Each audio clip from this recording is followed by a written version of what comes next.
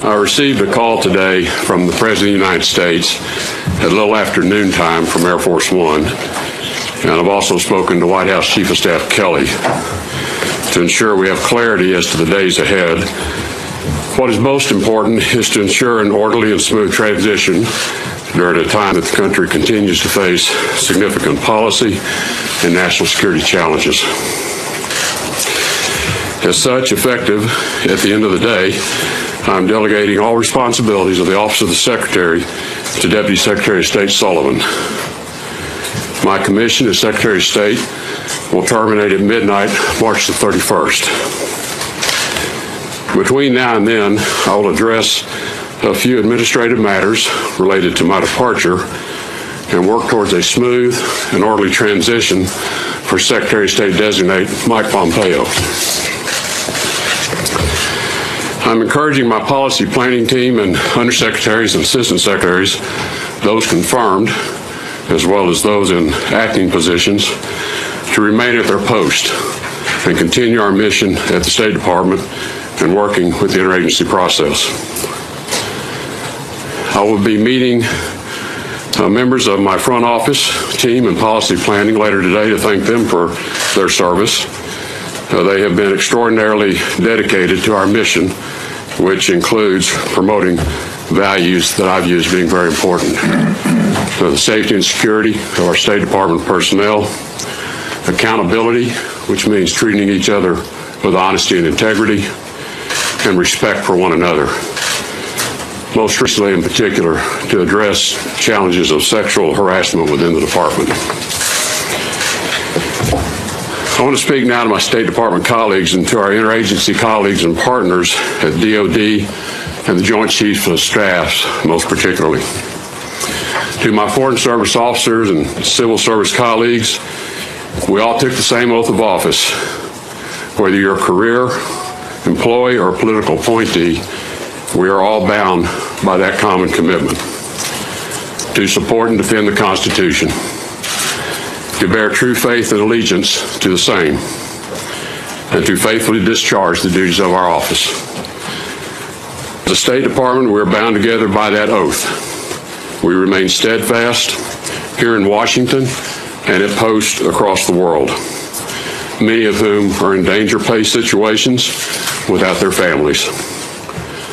The world needs selfless leaders like these, ready to work with long-standing allies, new emerging partners and allies, who now many are struggling as democracies, and in some cases are dealing with human tragedy, crisis of natural disasters, literally crawling themselves out of those circumstances. These are experiences that no lecture hall in an academic environment or at a think tank can teach you. Only by people going to the front lines to serve can they develop this kind of talent. To the men and women in uniform, I'm told for the first time in most people's memory, the Department of State and Department of Defense have a close working relationship where we all agree the U.S. leadership starts with diplomacy. The men and women in uniform at the Department of Defense, under the leadership of Secretary Mattis and General Dunford, protect us as Americans and our way of life daily, at home and abroad. As an all-volunteer military, they do it for love of country, they do it for you, and they do it for me, and for no other reason. As Americans, we are all eternally grateful to each of them, and we honor their sacrifices. The rewarding part of having leadership and partnerships in place is that you can actually get some things done. And I want to give recognition to the State Department and our partners for a few of their accomplishments under this administration. First, working with allies, we exceeded the expectations of almost everyone with the DPRK maximum pressure campaign. With the announcement on my very first trip as Secretary of State to the region that the era of strategic patience was over, and we commenced the steps to dramatically increase not just the scope, but the effectiveness of the sanctions. The department undertook a global campaign to bring partners and allies on board in every country around the world, with every embassy and mission raising this to the highest levels, and at every meeting I've had throughout the year, this has been on the agenda to discuss. The adoption of the South Asia strategy with a conditions-based military plan as the tool to compel the Taliban to reconciliation and peace talks with the Afghan government finally equipped our military planners with a strategy which they can execute, as opposed to a succession of 16 one-year strategies. This clear military commitment attracted the support of allies broadly and equipped our diplomats with a whole new level of certainty around how to prepare for the peace talks and achieve the final objectives. In other areas, while progress has been made, much work remains. In Syria, we did achieve important ceasefires and stabilizations, which we know has saved thousands of lives.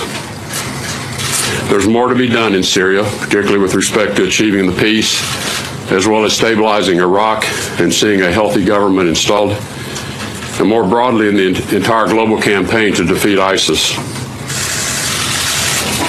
Nothing is possible without allies and partners, though.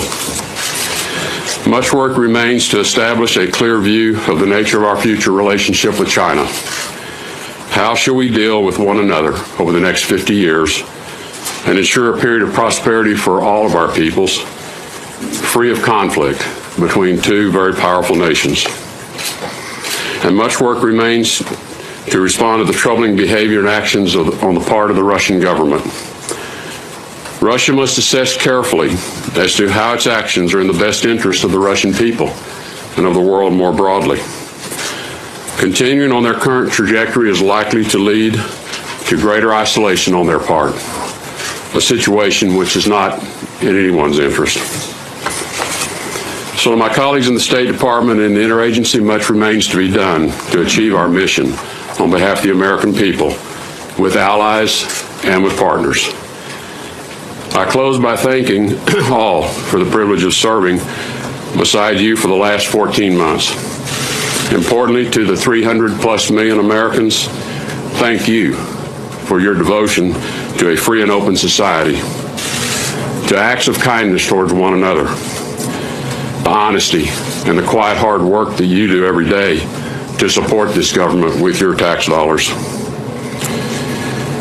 All of us, we know, want to leave this place as a better place for the next generation.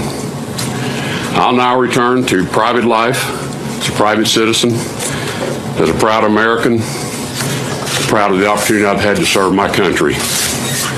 God bless all of you. God bless the American people. God bless America.